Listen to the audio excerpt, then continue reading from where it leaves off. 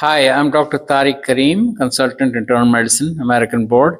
I'm presenting a series of discussions regarding diabetes mellitus and its management.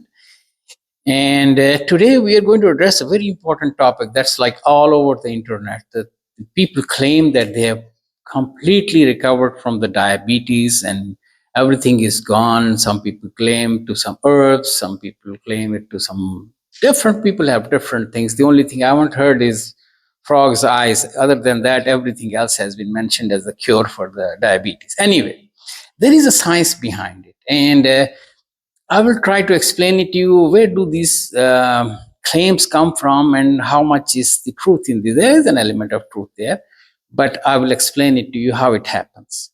So first of all, as I explained to you earlier in my previous presentation, please watch it so you can understand it, is that when you eat something, the glucose is released from your food. It goes from the intestines to your blood, and from your blood, it goes to different cells in the body, which includes the pancreatic cells, beta islet cells, and all the cells in your body. As a response to that glucose, the pancreas releases insulin.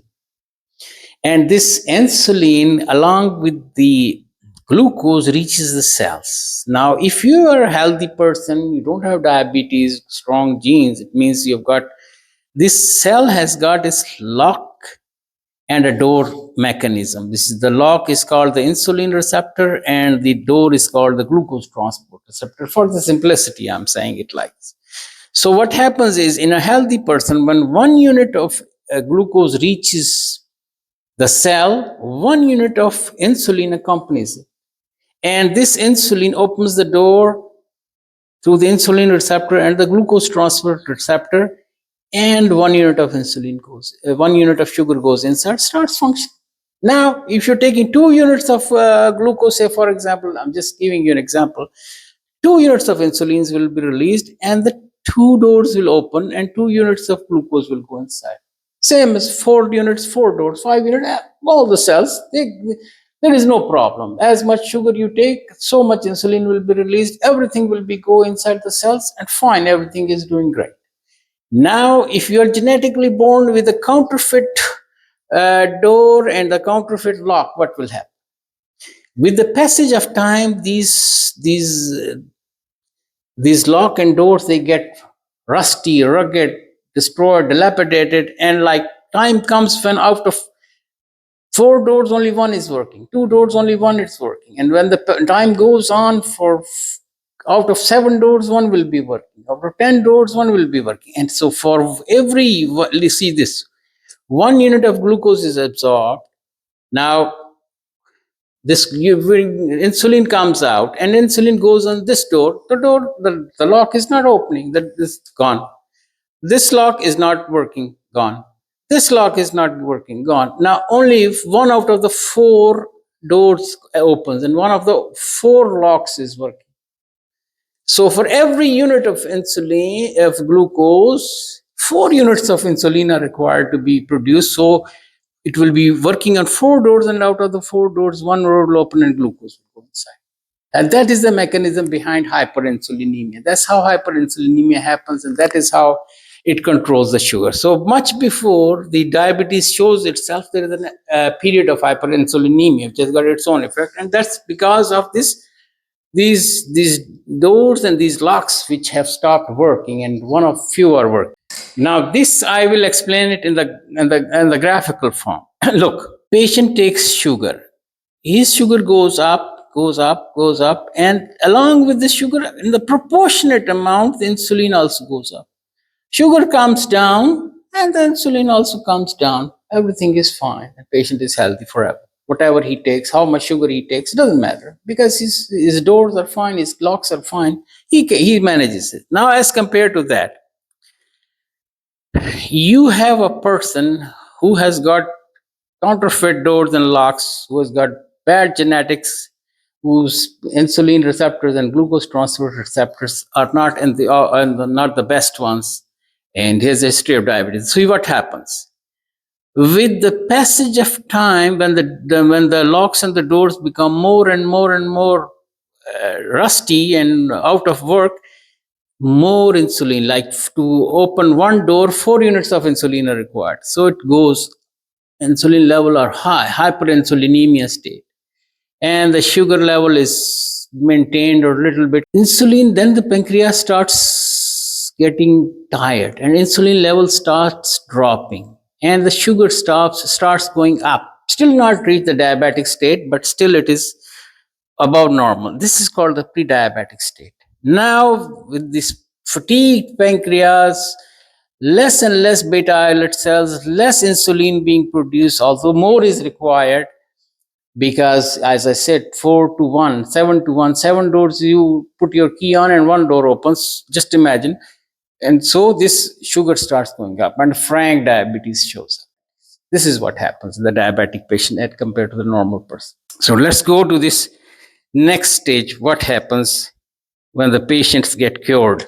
You see here, this is what happens. Now this, in the regular state of events, the patient from here to here should be having normal glucose, normal glucose.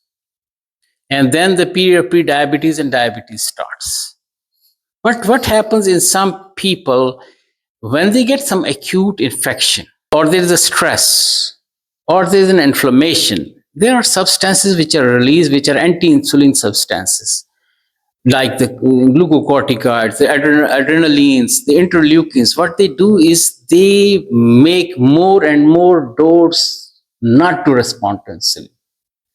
And on top of that, there's also drop in the level of insulin being produced because they act on the pancreas also and suppress the production of insulin from the pancreas.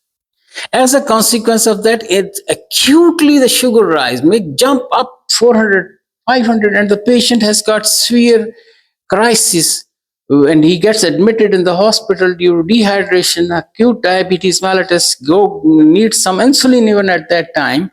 And then the fever settles, the temperature settles, the sugar gets controlled with this insulin, then the tablets, and the patient is discharged. Now, a few days after that, the patient comes to you for the follow up and he says, Doctor, I've stopped taking all my medicines. My grandma gave me some sort of a herbal mixture, and after that, my sugar is gone. And they claim everywhere that this herb or this rabbit's ear or something is very good for the diabetes. And so they become free from diabetes. The diabetes is gone. And this patient may stay diabetes free for 2 years, 3 years, 4 years. By the time that this sugar starts rising again, people have already forgotten about what he had said about his claims and they believe that these sugars are cured. So this is what happens in these patients. Now there comes, this is the story behind the patient being cured. We used to call it a honeymoon period, but it used to be shorter, but it's a little bit longer in this patient. But what happens in these, there is some truth also. Then comes the concept of glycemic index here. There are two kinds of food. One is very high glycemic index and one is low glycemic index or medium glycemic index. So if you take a sugar with a high glycemic index, for example, you take that food and 10 units of sugar are released immediately into the blood. And you will need like 40 or 70 units of insulin. And the pancreas is not able to meet these demands. And these patients can get the surge of sugar. As compared to that, if a person has got taking low glycemic index foods, for a given time, amount of time, it will release, say, for example, 1 unit of sugar. And that will need only 4 units of insulin. That the pancreas can handle. And this is how these patients, they can control their sugar for a longer time with the help of these different kinds of diets, which are low glycemic index and high fiber, because they help to manage this diabetes in these patients. And so these are the conditions which can make this diabetes-free period prolonged. So diabetes is never gone, but it may be lying dormant and sleepy for some time because you have managed to understand the relationship between the glucose fast release and glucose slow release and the fibers and the proper diet and the insulin release. Now I come to another concept of diabetes. You see, the obesity. Obesity is when the body mass index is about 30, it is frank obesity in these patients. It means that 30% of the body is fat. Now, fat is composed of fat cells, which are called adipocytes. And in these adipocytes, fat is stored from glucose from other sources, and it is maintained lipoprotein synthase. And this is cannot be done without insulin. Insulin is required for this. If you get diabetes and absolute insulin deficiency and you're deficient in insulin, your body starts melting. You lose all your fats. It's because the insulin is required to maintain this. Now, if your body fat, 30% of your body is fat, it means 30% of the insulin produced by the body is required just to maintain your fat stores. And just imagine when you've got insulin resistance also, 1 to 4, 1 to 3, almost half of your insulin is going to maintain your fats.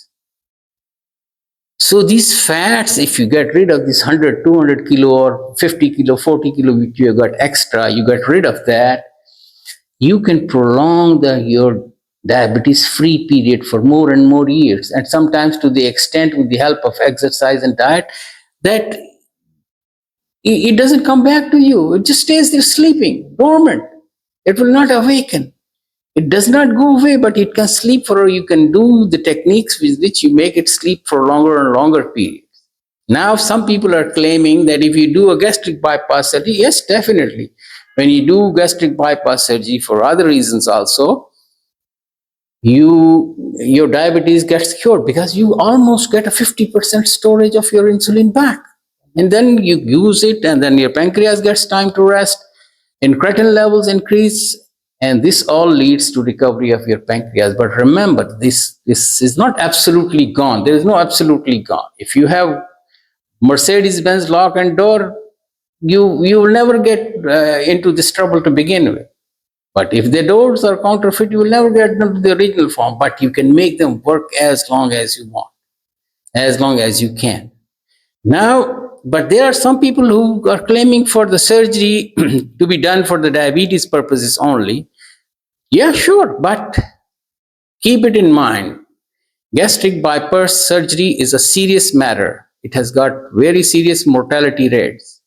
So before you take any such drastic actions, you have to do full workup, full discussions with the surgeons, with the people involved in this surgery, before you go for such a drastic step.